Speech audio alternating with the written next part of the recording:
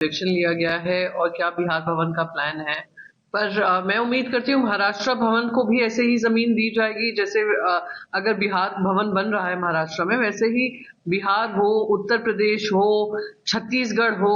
राजस्थान हो, जो भारतीय जनता पार्टी के अंतर्गत आते हैं, वहां पे देवेंद्र फडणवीस जी लैंड की मांग कर कर ऐसे ही भव्य महाराष्ट्र सदन बनाएंगे कि अगर महाराष्ट्र का कोई भी वहां पे जाता है एग्जाम देने या कोई काम करने, तो उनको भी हर सुविधा मिले। मैं तो देवेंद्र फडणवीस से कहूंगी, देवेंद्र फडणवीस जी, अगर इस तरीके की सुविधाएं यहाँ पे बनने को मिल रही हैं, मैं नहीं जानती हूँ किस तरीके से बन रहा है, क्या बन रहा है, या क्या एमएनएस की मांग है इसमें लेकर, पर अगर ऐसे हैं तो हमें भी महाराष्ट्र सदन हर जगह हर राज्य में खोलने चाहिए, जैसे हमारे जो लोग वहां पर जाते हैं उनको भी जो सुविधा मिल सकती है राज्य की तरफ से वो दी जाए।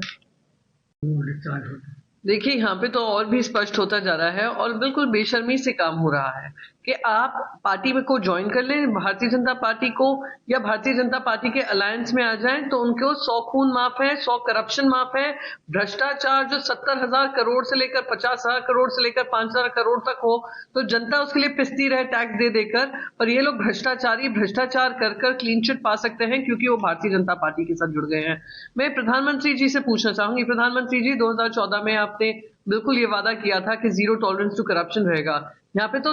100% एक्सेप्टेंस ऑफ करप्शन हो चुका है, और सिर्फ करप्शन का एक्सेप्टेंस नहीं है, साथ ही साथ उनको क्लीन चिट भी दी जा रही है। ये कहां तक लाजमी है? और खास करके महाराष्ट्र में तो हमने देखा है, इतना बोलने के बाद, इतनी बातें करने के बाद, चक्की पीसिंग, उसके बाद ऐसी क्लीन चिट हाथ में आ जाती है। चाहे वो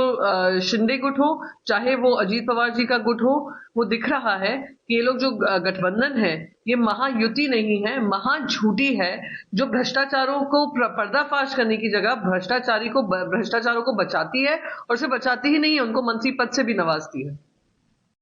एमएनएस साथ में आके इंडिया बना रहे हैं। कल इसके बारे में खुद राज ठाकरे जी ने कहा था कि उनका मन बेहद दुखी है इसको लेकर कि किस तरीके की राजनीति चल रही है। उन्होंने ये तक कहा कि वंदनीय हिंदू हृदय सम्राट बाला साहेब ठाकरे जी समय होते तो वो बहुत ही दुखी होते इस महाराष्ट्र में इस तरीके की राजनीति देखकर। तो उम्मीद करते हैं कि जिन लोगों ने इस तरीके का समर्थन मन से पार्टी वर्कर्स ने निर्णय लिया है, उन पे किसी तरीके का एक्शन लिया जाएगा। जैसे कांग्रेस पार्टी ने, जब कांग्रेस पार्टी एकनाथ शिंदे जी के साथ समर्थन दे रही थी अमरनाथ में, तो कांग्रेस पार्टी ने उनको सस्पेंड किया था, फिर वो जाकर शामिल हुए, क्या हुआ वो उनका निर्णय है, पर साथ ही साथ कहीं तो एक डिसिप्लिन दिखना चाहिए, जो आई एम श्योर वो करेंगे।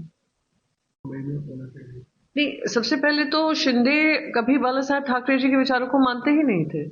अगर मानते तो इस तरीके से धोखेबाजी नहीं करते, इस तरीके से पीठ में उनके खंजर नहीं घोंपते कि जो उनका आखिरी दशहरा रैली में स्पीच थी, उन्होंने कहा था मेरे बेटे को और मेरे पोते का ध्यान रखना, आपने उन्हीं के साथ गद्दारी की। तो जिनके विचार ही उनसे नहीं है, जो पैसों के बल पे और दिल्ली से चली आई स्क्रिप्ट पर उन्होंने पार्टी को तोड़ने का काम किया, उनसे क्या अपेक्षा की जा सकती है कि वो बाला साहब ठाकरे जी के विचारों को आगे बढ़ाएंगे? जी नहीं, वो सिर्फ अपने मतलबों को आगे बढ़ाएंगे। और आई थिंक इस पे संजय राउत जी ने भी कहा है कि ऐसे लोगों से हमें कोई सत्ता में आने का कोई लालच नहीं है, और हमारी प्रिंसिपल लड़ाई रही है, हम उस पर जमे रहेंगे। उस पे भी शशि थरूर जी, क्योंकि वो एक ऑथर भी हैं, लिटरेरी फिगर भी हैं, वेल रिस्पेक्टेड ग्लोबली भी हैं, तो उनका कुछ पहले से प्री डिटर्मिन्ड इवेंट्स थे केरला में ही, जो उन्होंने बकायदा बताया है कि वो उन्होंने पार्टी ऑफिस को ये बताया हुआ था